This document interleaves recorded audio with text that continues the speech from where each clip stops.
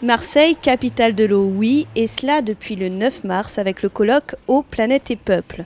Les ONG se sont donné une mission, être force de proposition au Forum mondial de l'eau débuté lundi, un acte hautement symbolique. La société civile peut parfois paraître divisée, alors que fondamentalement sur le sujet on est tous d'accord sur l'eau bien commun et sur la nécessité de remettre l'eau au cœur de la société. Construire un message humaniste fort, tel était tout l'enjeu de ces 2 jours de rencontre. Michel Vauzel, président de la région PACA, et Gilbert Mitterrand y ont assisté, tout comme plus de 200 représentants d'ONG.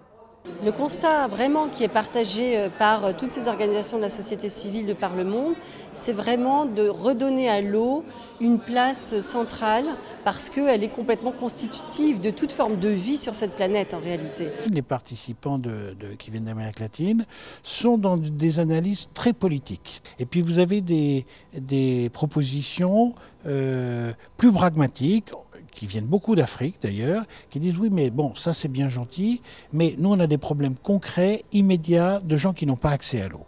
L'eau, une ressource en danger, c'est le cri d'alarme de tous les humanitaires sur le terrain. C'était aussi le combat de Daniel Mitterrand. C'est inconvenant de penser qu'on peut vendre la vie alors que la nature nous la donne. L'eau n'appartient à personne. Pour vendre quelque chose, il faut en être acquéreur. Et on ne peut pas s'approprier l'eau. Elle n'a pas de prix.